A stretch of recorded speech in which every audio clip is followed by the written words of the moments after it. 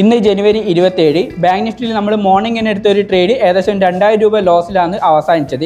ആ ഒരു സെയിം പ്രീമിയത്തിൽ തന്നെ നമ്മൾ വേറൊരു സ്ട്രൈക്ക് എടുക്കുകയും ഏകദേശം 2800 രൂപയോളം പ്രോഫിറ്റ് മേക്ക് ചെയ്യുകയും ചെയ്തിട്ടുണ്ടായിരുന്നു. അപ്പോൾ നമുക്ക് ട്രേഡിംഗ് ഡീറ്റെയിൽസിലൊക്കെ ഒന്ന് നോക്കി നോക്കാം. രാവിലെ മാർക്കറ്റ് ഓപ്പൺ ചെയ്ത് തന്നെ നല്ലൊരു ഗ്യാപ്പ് ഡൗണിലായിരുന്നു. പിന്നീട് നമ്മൾ ജസ്റ്റ് ഒരു 1 മിനിറ്റ് ടൈം ഫ്രെയിമിൽ നോക്കുവാണെങ്കിൽ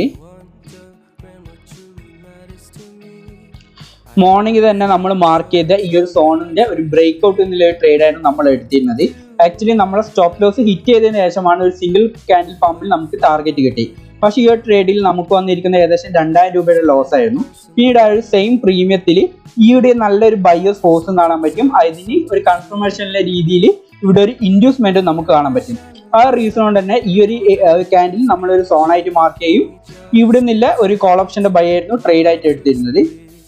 നമ്മൾ വാങ്ങിച്ച പ്രീമിയം നോക്കുവാണെങ്കിൽ 48,000 ഒരു കോൾ ഓപ്ഷൻ നമുക്ക് വന്ന 2000 രൂപ ലോസും റിക്കവർ ചെയ്ത് ഏകദേശം 2836 രൂപേന്റെ പ്രോഫിറ്റും ബുക്ക് ചെയ്തിട്ടാണ് ഈ ട്രേഡ് നമ്മൾ ക്ലോസ് ചെയ്തിരുന്നത്.